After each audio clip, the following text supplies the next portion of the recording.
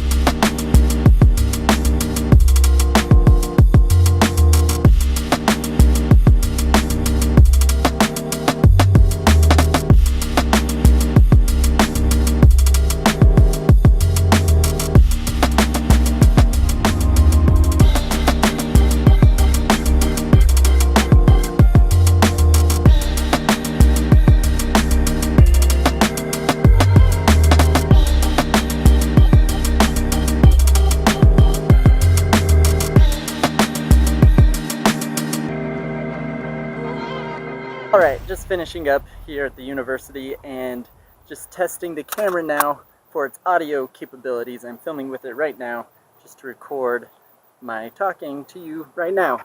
And I'll head home, review the footage, and then give you my final thoughts on the Brave 6 Plus action camera. Just reviewed the footage, and I'm actually really impressed with the footage you can get with this camera, considering its price point being cheaper than a lot of the standard action cameras out there. I think it's an awesome buy for being able to film POV parkour videos or just videos in general.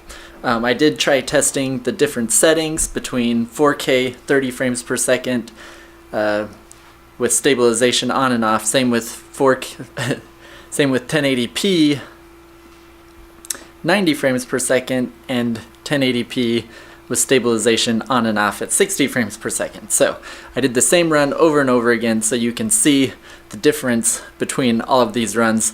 As you can see, the camera has to crop whenever there's stabilization on, which creates a very smooth experience. I really liked the feel and look of it, but in general I ended up filming most of the video in 1080p 60 because I just prefer that format. Being able to watch POV in 60 frames per second I think is a smoother experience on YouTube. And also I generally would take the stabilization off for the POV videos because I like to be able to see more of the perspective from the angle of the camera, so I try and go as wide as possible to see as much of the world as possible, so you can see as much of my legs and arms moving within the world.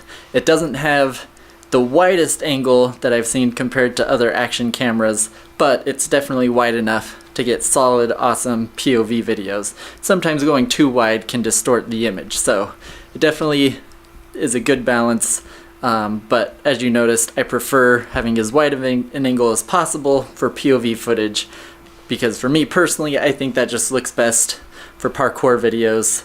But if you do want to get some stabilized shots, it definitely works really well for that. As far as its functions, I didn't have any issues with any of the navigations or any glitches or anything like that. And it has a built-in screen on the back, which makes it very convenient for playing back video you just filmed, as well as navigating the controls and settings. And so overall, it's definitely a worthwhile camera to check out. I'll include a link in the description below where you can buy it and also find other similar AKASO products.